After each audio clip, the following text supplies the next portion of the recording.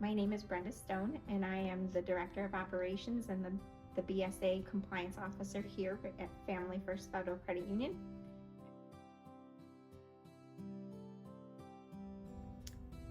So some of the common examples that we will see is debit card or credit card fraud. We see check washing.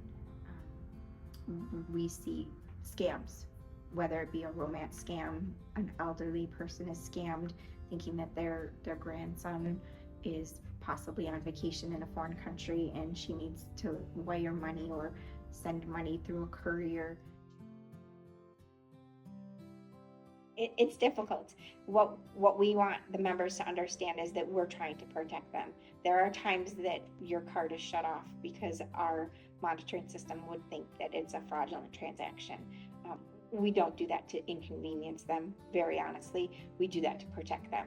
Because if they're, regardless of the size of the transaction, if there is one attempt and it does get through, there's going to be multiple attempts and it can wipe your account out very fast.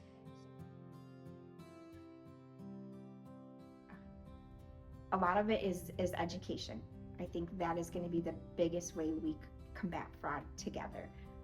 We have monitoring systems in place to monitor transactions. If a transaction seems out of the usual, a member would receive a text message just verifying that transaction. The member would never be asked to click on a link or anything like that. It would be, did you do this transaction, yes or no?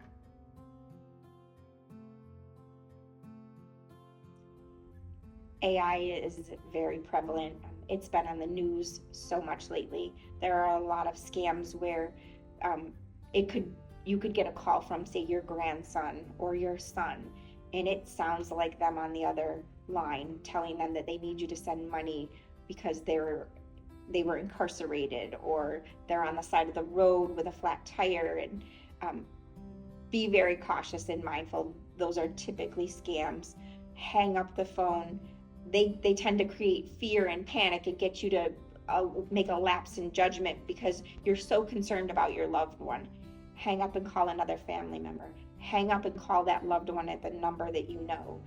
AI is very prevalent and popular, and scammers know it, so they use it. They use your emotions and fear to get you to act on it, on impulse.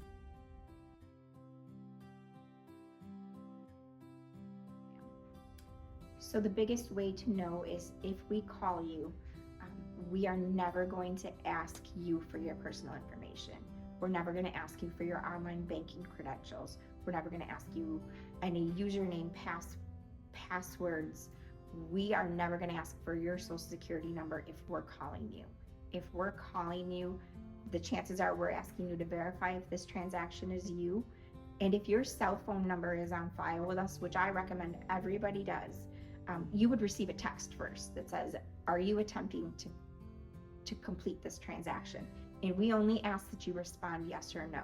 We never ask you to click on a link. We will never ask you to share a multi-factor authentication code that you've received via text to verify if this is you. We would never ask you for any of that information. Now, on the flip side, if you are calling us trying to get information about your account, we do have a team that will ask you questions. They will ask you to verify some personal information, but that's only if you are calling us to try and gain access to your account.